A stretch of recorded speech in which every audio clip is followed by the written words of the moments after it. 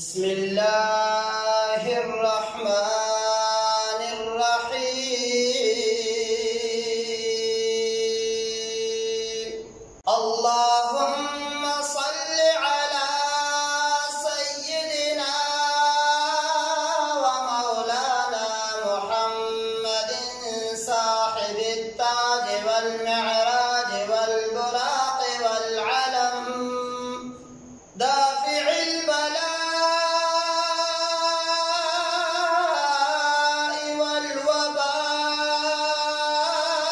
والقحط والمرض والألم، اسمه مكتوب مرفوع مشفوع منقوش في اللوح والقلم، سيد العرب والعجم، جسمه مقدس معطر مطهر منور في البيت والحرم، شمس الضحى بدر الدجى صدر العلا نور الهدى كهف الورى مصباح الظلم، جميل الشيم شفيع الأمم، صاحب الجود والكرم،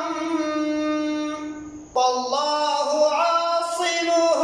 وجبريل خادمه والبراق مركبه والمعراج سفره، وسدرة المنتهى مقامه وقاب قوسين مطلوبه والمطلوب مقصوده والمقصود موجوده، سيد المرسلين خاتم النبيين شفيع المذنبين أنيس الغريبين،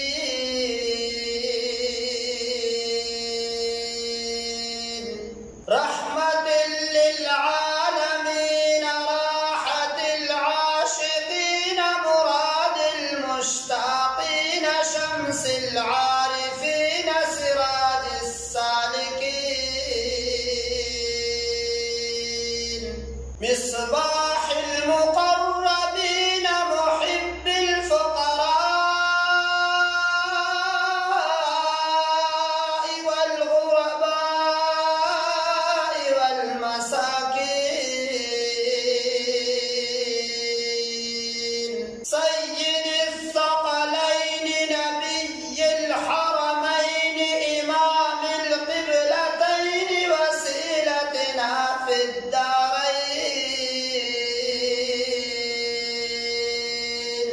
صاحب قاب قوسين محبوب رب المشرقين ورب المغربين، جد الحسن والحسين مولانا ومولى الثقلين، أبي القاسم محمد بن عبد الله نور من نور الله، يا أيها المشتاقون بنور جماله صلوا عليه وآله وأصحابه وسلموا